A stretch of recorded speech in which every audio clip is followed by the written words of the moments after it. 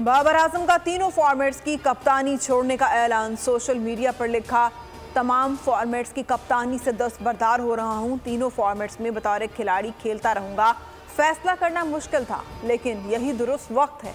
नए कप्तान से भरपूर तामुन करूंगा।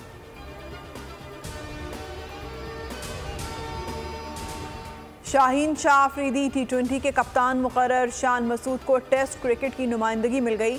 दौरे ऑस्ट्रेलिया के लिए टीम की नुमाइंदगी करेंगे। टीम डायरेक्टर मिकी आर्थर को ओहदे से हटा दिया गया। मोहम्मद हफीज नए टीम डायरेक्टर होंगे।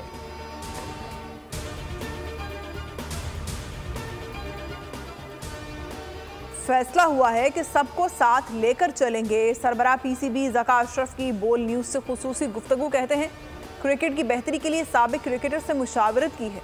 सब ने पीसीबी के लिए अच्छे मशवरे दिए। जो भी मुकामी कोचेस होंगे उनको देखेंगे।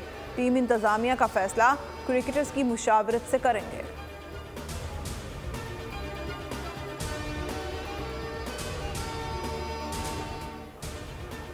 और नैब टीम की पीटीआई चेयरमैन से तफ्तीश के लिए अडियाला जेल आमद। नैब टीम पीटीआई चेयरमैन से 3 रोज तक अडियाला जेल में तफ्तीश करेगी। चेयरमैन पीटीआई से जेल में तफ्तीश की इजाजत नैब टीम ने अदालत से हासिल की है।